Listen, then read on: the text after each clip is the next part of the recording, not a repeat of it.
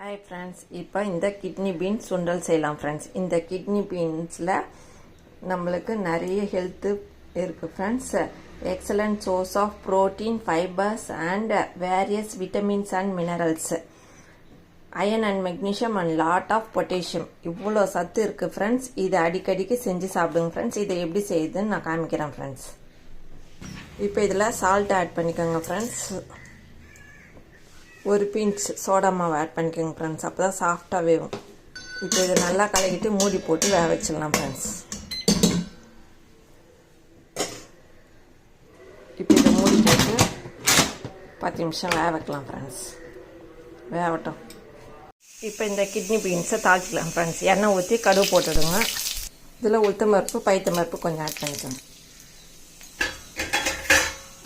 இதை நல்லா பொன்னிறமாக வறுத்துக்கணும். இதில் மிளகா, கருவேப்பிலை ஆட் பண்ணிக்கணும்.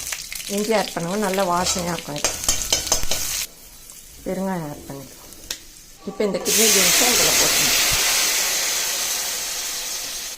இப்போ இதில் இருக்கிற தண்ணி நல்லா ட்ரை ஆகட்டும். அது வரைக்கும் நல்லா இதுவாகட்டும்.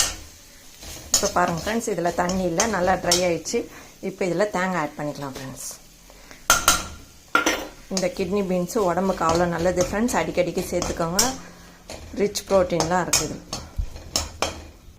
இப்போ இந்த கிட்னி பீன்ஸ் ரெடி ஃப்ரெண்ட்ஸ். இந்த வீடியோ பிடிச்சிருந்தால் லைக் பண்ணுங்கள், ஷேர் பண்ணுங்கள், சப்ஸ்கிரைப் பண்ணுங்கள். Tata, bye bye. மீண்டும் அடுத்த வீடியோவில் சந்திப்போம்.